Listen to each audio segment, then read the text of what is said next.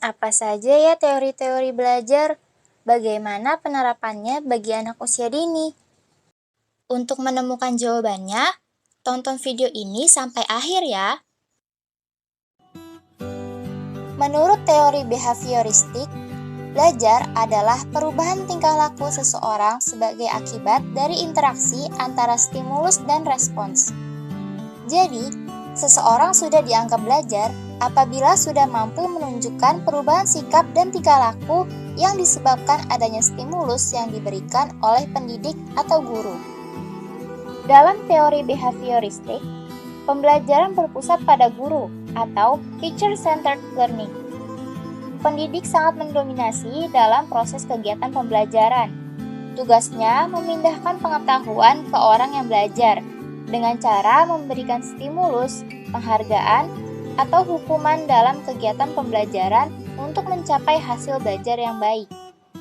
Sementara, peserta didik dipandang sebagai objek yang pasif, di mana hanya mendengar dan menerima apa yang diajarkan oleh pendidik.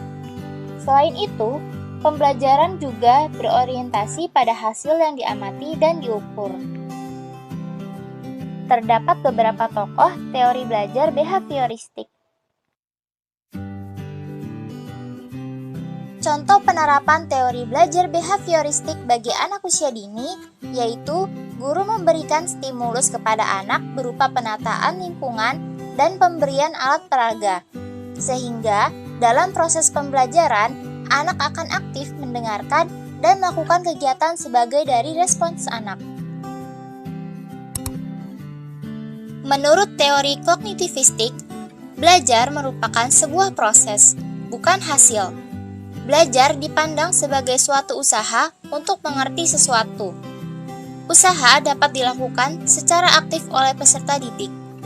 Keaktifan tersebut dapat berupa mencari pengalaman dan informasi, memecahkan masalah, mencermati lingkungan, serta mempraktikkan sesuatu untuk meraih suatu tujuan.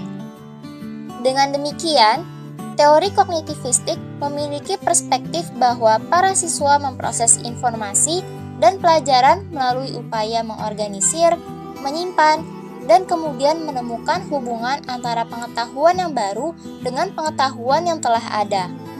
Adapun tokoh-tokoh teori belajar kognitivistik. Penerapan teori belajar kognitivistik. Dalam proses pembelajaran, guru mengajar dengan menggunakan bahasa yang sesuai dengan cara berpikir anak. Selain itu, sebelum memulai pembelajaran, seperti pada kegiatan circle time, guru dapat menanyakan kepada anak tentang apa yang mereka ketahui dari tema yang sedang dibahas. Misalnya, dalam tema bunga, guru bertanya kepada anak tentang apa yang mereka ketahui tentang bunga. Anak-anak akan menjawab berdasarkan pengetahuan yang telah mereka punya, seperti anak mengungkapkan bahwa bunga memiliki warna-warna yang indah. Teori humanistik bersifat eklektik, artinya teori apapun dapat dimanfaatkan asal tujuannya untuk memanusiakan manusia, yaitu mencapai aktualisasi diri, pemahaman diri, serta realisasi diri. Menurut teori ini, peranan guru dalam pembelajaran adalah sebagai fasilitator, motivator, dan memberikan kesadaran mengenai makna kehidupan pada para siswa. Teori belajar ini berusaha memahami perilaku belajar dari sudut pandang pelakunya, bukan dari sudut pandang pengamatnya. Berikut tokoh-tokoh teori belajar humanistik. Teori belajar humanistik dalam kegiatan pembelajaran cenderung mendorong anak untuk berpikir induktif. Teori ini juga mementingkan faktor pengalaman dan keterlibatan anak secara aktif. Dalam teori ini, belajar merupakan proses pembentukan atau konstruksi pengetahuan oleh pembelajar itu sendiri. Teori ini percaya bahwa siswa mampu mencari sendiri masalah, menyusun sendiri pengetahuannya melalui kemampuan berpikir dan tantangan yang dihadapinya, serta menyelesaikan dan membuat konsep.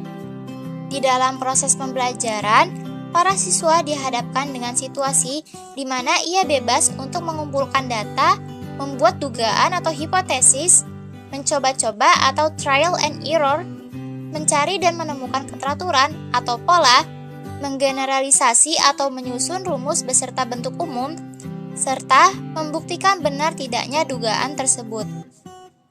Pada teori belajar ini, guru hanya berperan sebagai fasilitator, motivator, dan mediator dalam pembelajaran. Adapun tokoh-tokoh teori belajar konstruktivistik. Penerapan teori belajar konstruktivisme dalam pembelajaran anak usia dini diwujudkan dalam bentuk pembelajaran yang berpusat pada anak. Misalnya, dalam pembelajaran sains tentang bagian-bagian tubuh manusia, guru meminta anak untuk menunjukkan sendiri bagian-bagian tubuhnya, seperti kepala, tangan, kaki, dan sebagainya. Secara tidak langsung, anak sudah menerapkan sistem pembelajaran yang berpusat pada dirinya.